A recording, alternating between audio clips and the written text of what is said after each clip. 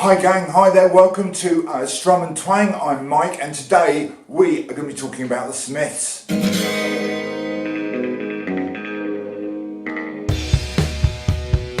Yes folks, the Smiths are one of the most iconic bands of the 80s and one of my very personal favourite bands. They're a huge part of me growing up in the 80s listening to the Smiths, buying the records, going to see them live. Don't be jealous, but I did all those things. So yeah. Now we're going to be looking at the singles today. There are, as far as I can work out, 18 Smith singles. There are more than 18 Smith singles, but we are going to be ranking the Smith singles in order. And just to give the right dimensions of what we're doing here, I've taken it from the Smiths while they were in existence between 1983 to 1987. So that is, I'm not doing the sort of reissued singles that came out after their sad demise. So just the Smiths while they're in existence. 18 singles, right? In 1983 they released two, and then to 1987 when they officially split up. 18 singles, people, in 4 years, and of those 10 of them were not on an album that was released at the time. They weren't included on an album, even though they were on singles compilations later. At the time they weren't released as album tracks per se.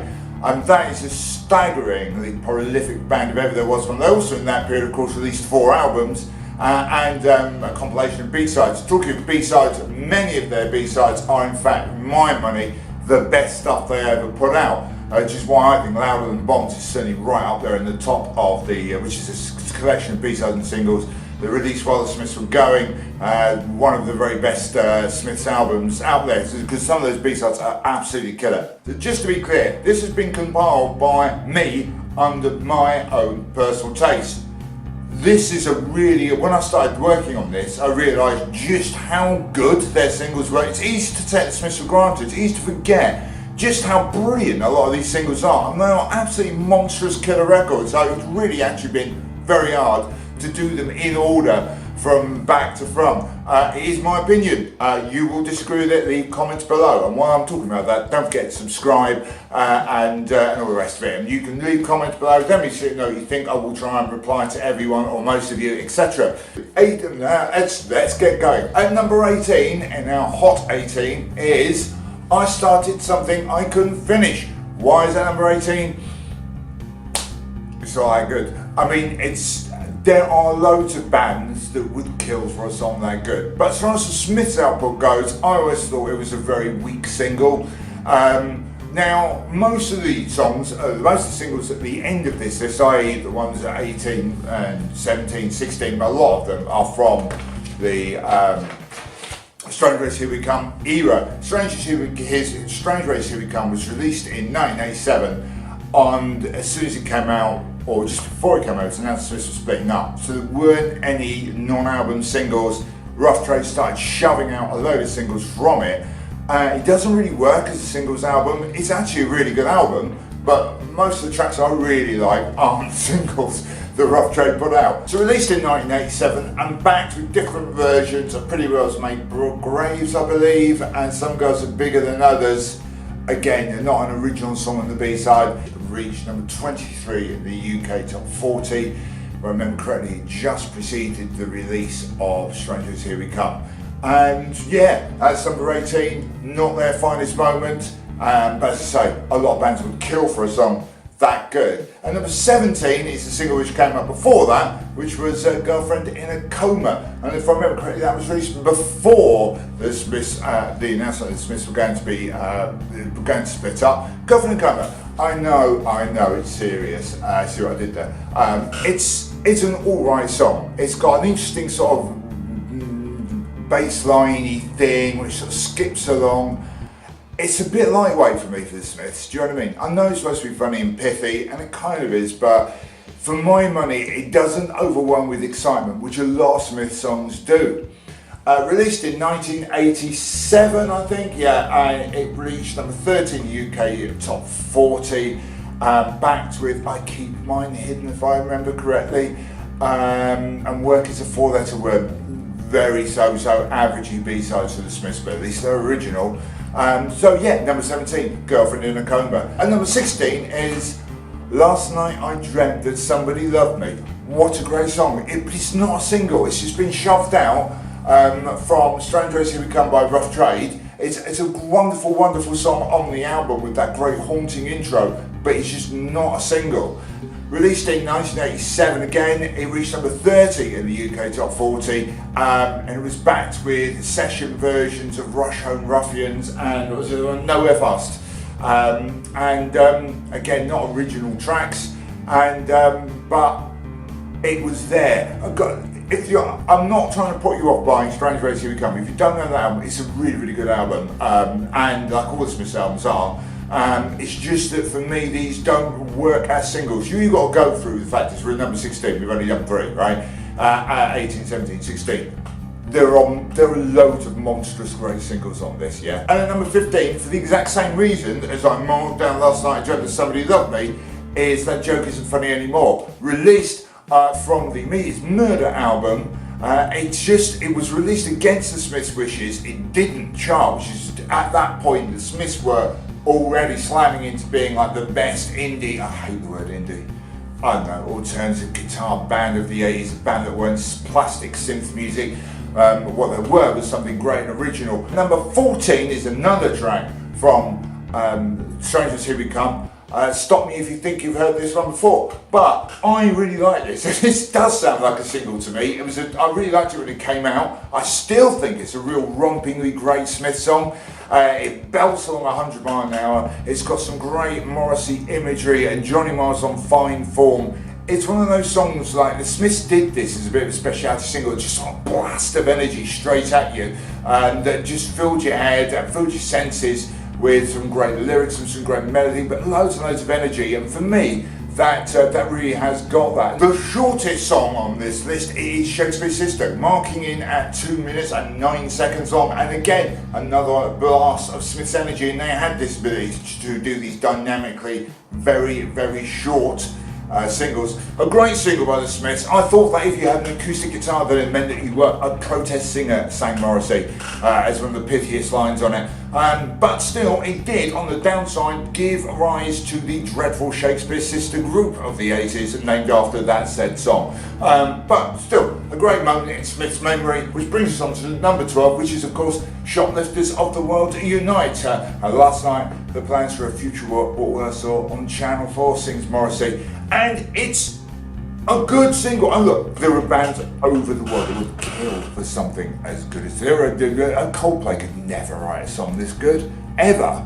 But they're probably not the best example because they are about as much fun as Cold Vomit. But it's a killer single, and just there are lots of much better ones. It's got a guitar solo in it, which is very rare for a Smith song. Usually Johnny Marr's wonderful guitar playing goes and frames Morrissey singing.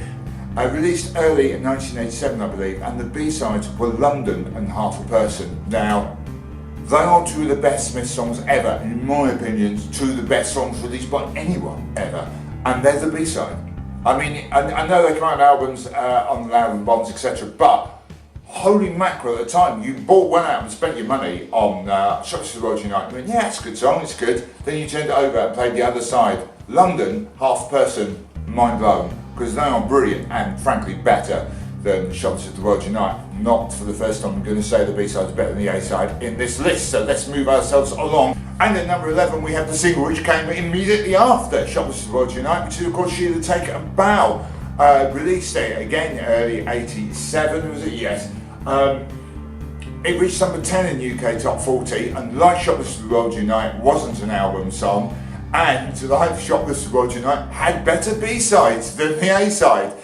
She Take a Bow was backed by Sweet Tender Hooligan and Is It Really So Strange? I think Is It Really So Strange is on the 7-inch, Sweet Tender Hooligan on the 12-inch only. Two monstrously good singles. In fact, guess like you were to put She Take a Bow, Sweet Tender Hooligan and Is It Really So Strange along with London, Half a Person and Shoplifters of the World Unite, that is half an album by anyone's standards ever, and that is just two singles and B-sides, so well done the Smiths. I remember buying those singles and just being blown away by the quality of all three songs on both of them, but it only got to number, where are we, 11, and at number 10, I hear you ask, is Ask. Yes, folks, we're into the top 10, and at number 10, as I say, is Ask. Definitely one of the poppiest, more up-tempo Smith singles. Shyness is nice, sings Morrissey, and shyness can stop you from doing all the things in life you want to. It's a great song, it's a great pop song. Didn't have a particularly great B-side. Reached number 14 in, it was 1986. And it's great. I mean, there's nothing to dislike about it. Why is it above the last two? Not 100% sure that's how I felt when I wrote the list, but it's kind of in there. It's the kind of pop song which most bands would kill for, and they did regularly, the Smiths. Johnny Morrison particularly fine form on Ask, and it's very, very well produced. A lovely piece of pure Smiths pop. So Ask is Ask, if you're up north, where I am at the moment, even though I'm a Londoner originally. Ask is, however you want to say it, is at number 10. And at number 9, it's going to be controversial, number 9, folks, because I'm fully aware that this is a lot of...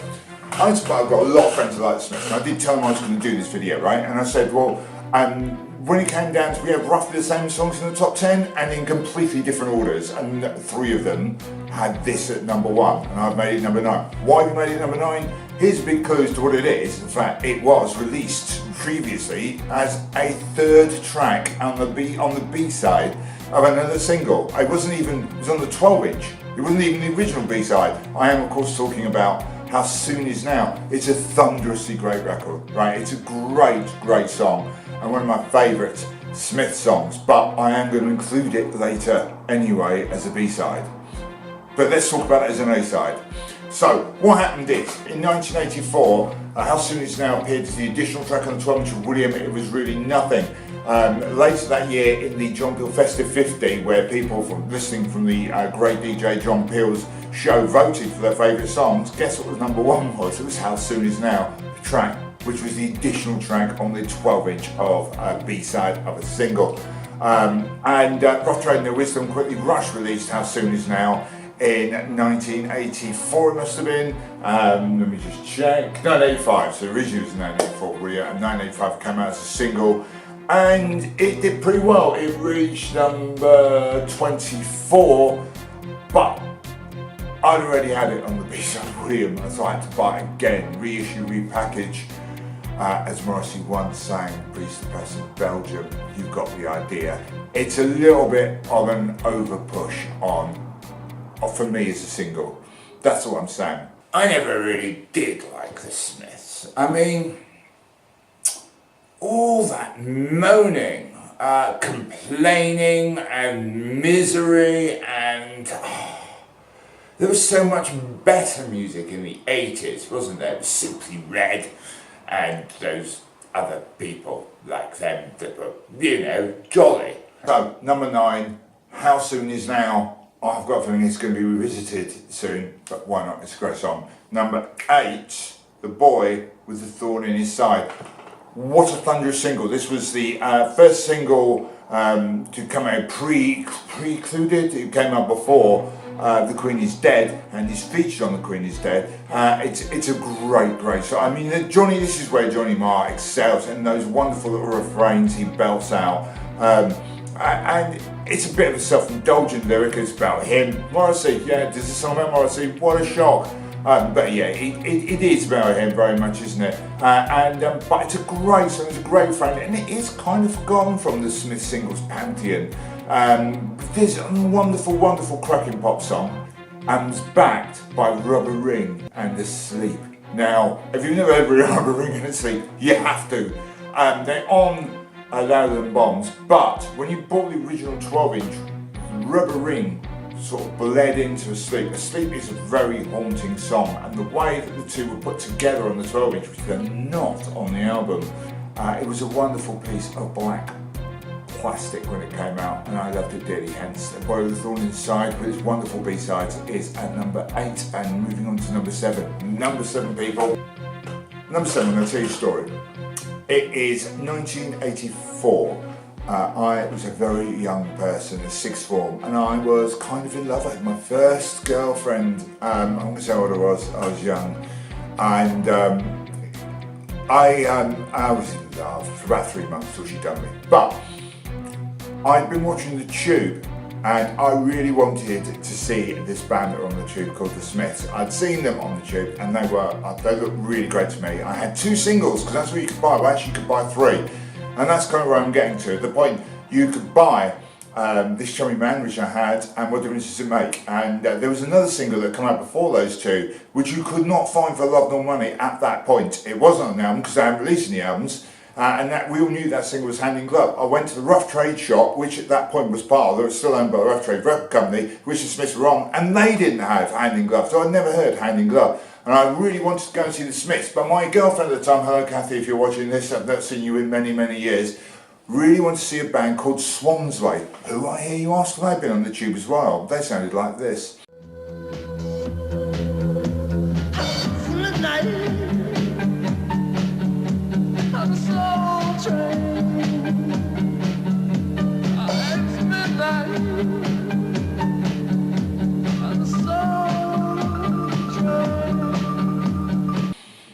Yeah, horrific, isn't it? So we argued about it, and as a compromise, we went to see the Smiths. I won. Ha ha ha. And the Smiths, supported by the Redskins and Billy Bragg, Fiver, the Lyceum, London. The first time I saw the Smiths, they came on stage. There were flowers going everywhere. The Smiths come out without Morrissey. They're just Ma, Rourke and Joyce. They open into a wonderful refrain. There were flowers literally going everywhere. Morrissey saunters on stage. Flowers in his back pocket, the crowd are going mental, takes the microphone off the mic stand and mutters those immortal words. The opening line I ever heard him sing live and on stage was Hand in Glove, the sun shines out of our behinds. That's our number 7 song. At that point, people, I had to make a decision. This band are either awful or brilliant. The Smiths did that. They pushed you. You had to make that decision. Is there a north-south divide? Of course there is. Is it expressed in music? Probably. I think there should be a bigger north-south divide. Perhaps a wall. Obviously, us southerners would have to pay for it, but the northerners couldn't build it. You get the idea. And of course I went for brilliant, and I was right. Haha. And so are you good people, because you're watching this video. Hand in Glove is one of those mighty Johnny Marr refrains, and a wonderfully witty Morrissey lyric. Hand in Glove, the sun shines out of our behinds is just one of the great opening lines of any single ever. Backed when it originally came out in 1983 by a live version, because it's the only version that's ever recorded, of Handsome Devil, another wonderfully great riff and dry lyric from Morrissey. At number 6, I'm going to take you back to my time again, around the same time I saw the Smiths play. Later that same year, I was in 6th form at the time. I by then dumped by said Kathy, and at that point, people, the world in South London, where I grew up in Lewisham anyway, was full of soul boys. It was them that liked Michael Jackson and soul boy music stuff, whatever it was that was in the top 40, and me, the lone Smiths fan at 6th form. And they would wander over to me and they would mock me. And I remember when our number 6 song, was out, they would come over and say, I saw that Smiths on Top of the Pops, right? I saw them spot before. And it's so miserable. It even says, I'm miserable on Top of the Pops. He even sang, didn't he? Now, he did sing that song about being miserable now. You can't deny he sang a song just about being miserable. See? And I would go, yeah, I know, the song's called Heaven Knows I'm Miserable Now, but it's incredibly funny. And they look at me with sheer disbelief, and I would utter the line, what she said to me at the end of the day, well, Caligula would have blushed. And I knew then, people, that I needed to get out of Lewisham as soon as I possibly could. Yes, folks, and number 6 is Heaven Knows I'm Miserable Now, another one of those mighty Johnny Marr refrains, played beautifully on guitar. Morrissey, his funniest. I mean, the whole song is like a stand-up routine. Even when it's shortest, I was looking for a job and then I found the job and Heaven Knows I'm Miserable Now. It's just brilliant self-parody of himself while at the same time proving that he is incredibly funny and way cleverer than the rest of the pop culture of this country put together. Possibly one of the greatest pop guitar riffs ever written, and certainly Morrissey at his most, should we call it, churlish, and his little, you know, when his charming car, this charming man, why pamper life's complexities when the leather runs smooth on the passenger seat. When this was a bomb, when this came out, this was their first hit single that got them on top of the pops, got some 25 in the top 40, largely based on the wondrous rhythm section and Johnny Marr's thunderously great riff. It's pure pop gem of a riff, because I'm telling you now, people are utterly flummoxed by anyone who can come up with a lyric like that and do it on top of the pops, let alone somebody who looked and behaved like Morrissey did. It was such a seasonal change. No one, the top of the pops was full and the top 40 was full of very macho alpha male people. You do not sing Why Pamper Life's Complexities when the leather runs smooth on the passenger seat to that world. And yeah, Morrissey did. And anyone who thought slightly differently, who perhaps read books, who just wasn't alpha male territory, that's me folks, fell in love with them instantly. I was watching Top of the Lots one day and there is this idiot with a load of flowers in his back pocket doing his flailing around, moaning away. I mean, men were men, women were women. And we liked it that way. We didn't need this idiot flouncing around with flowers, being all effeminate and complaining. I liked my pop stars in leather trousers, not complaining about eating animals.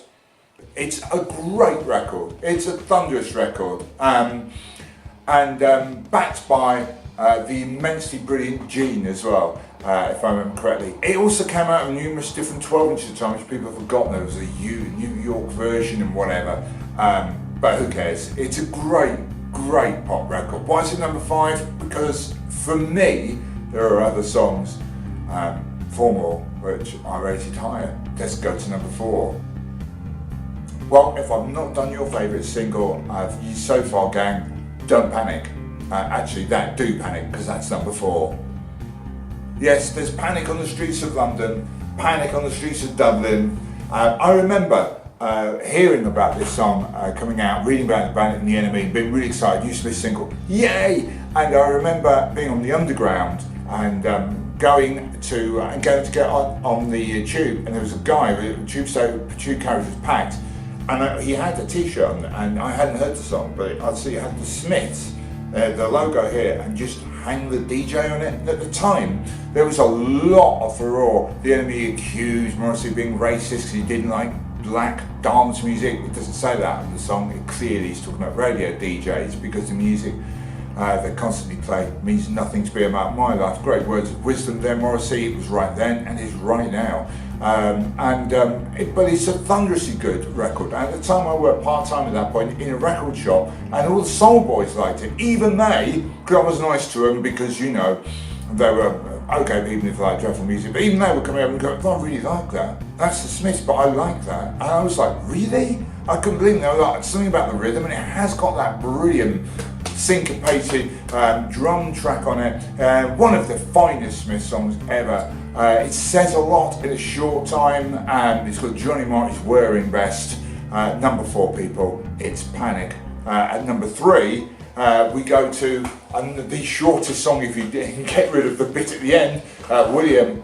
It was really nothing. Apparently, this was written about Billy Mackenzie of the Associates, another band I love, by the way. It's a great, great pop record. Memories of this include the time that Morrissey performed it on Top of the Pops and ripped his shirt open with "Marry Me" written on his chest. But the reason that this is above, let's say, Panic or This Charming Man is because of the record itself. Well, okay, so William, It Was Really Nothing, is another one of those exhilarating, full pelt Smith songs that just race through a million mile an hour from A to B. Loads of great lyrics, loads of great guitar, and was backed by How Soon Is Now and Please, Please, Please Let Me Get What I Want. Hello, bought that when it came out. I was just gobsmacked. I mean, you will not get 3 better songs for the price of a single in your life anywhere, ever. How Soon Is Now, okay, I've talked about it earlier, let's talk about it again. As a B-side, is a shock. I mean, I had heard it on the John Peel session, I admit, right, but oh my God, they just sounded like nothing, there's certainly nothing Smith's ever done, or nothing anyone had ever done before. The lyrics are just amazing. The whole thing about, and you go and you stand on your own, you leave home, and you go home and you're alone and you cry and you want to die. But you go and you leave on your own, and you go home and you cry and die or something. I can't remember.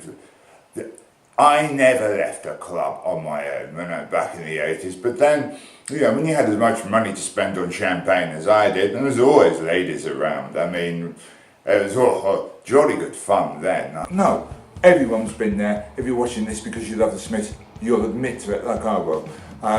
And of course, please let me get all the one. It's been covered a number of times, been hits for other people, and it's been like a dreadful Christmas ad for the music as well. Anyway, it is a brilliant single all round with A-side and B-side and everything else.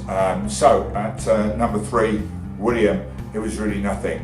Number 2, one of the greatest intros ever to a song, it's Big Man Strikes Again. Released early in 1986, Big Man Strikes Again was the second single to be on The Queen Is Dead. It's a brilliant song, isn't it? It's very Morrissey fixated. Most of The Queen Is Dead is, but it's got so many great lines on it. You know, the whole thing about Joan of Arc going on and self-flagellation, met with Johnny Marr's finest moment as guitarist surely ever, as he breaks from that great rhythm intro into the sparkling guitar that makes up the rest of the track. It is just a thunderously good pop song. Number 2, people, Big Man Strikes Again, which brings us to number 1. Those who worked it out are like, really?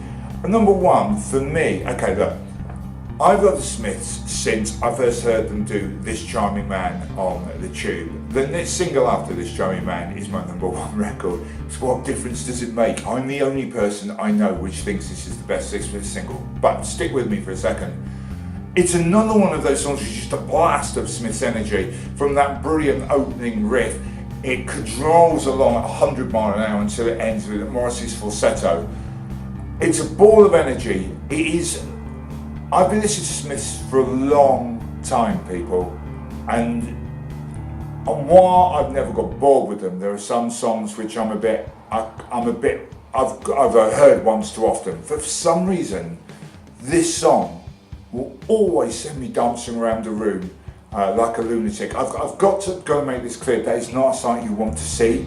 I'm a white guy of a certain age. When I dance, it looks like dressage. Trust me, it's not a pretty sight. But this song will always, no matter what situation, and at funerals it's been embarrassing, send me scurrying into my best Morrissey dancing impression. I just love the energy in it. I love the lyrics, I love the guitar playing, but it's just the whole of it brings. What difference does it make? And you know what? This was a really hard thing to do. The only way I could do this is by going on what really hits me here in the heart, folks. I know I've just done my collarbone. Here in the heart, folks. What really happens for me with the Smith songs, and that's why that's number 1. So what's the point of this video, chaps? Why should we care about this idiot and his favourite Smith? I mean, they're a rubbish band, and who's he to say anyway? I mean, who is to say what's good and what isn't? I am. Me. And why? Because I'm allowed. I'm a self-made man, I'll have you know. Invested the money I inherited really well. Sad and alone? Not me. No, I've got lots of friends. So I hope you've enjoyed this romp through the Smiths back catalogue of 7-inch and 12-inch singles. Comment below, what's yours? Don't be too abusive about my choices, please. But do let me know what yours are. I'm really, really interested to hear. Don't forget to subscribe to this channel for more music stuff that are not normally this long or this in depth. I just love the Smiths. And I hope to see you all soon. If you do subscribe, remember to hit the little alert thing so you get to know when I've uploaded new content, or when we have aiming to do at least 2 videos a week and some live stuff as well, and you'll be notified about that. Thanks for watching, and see you soon.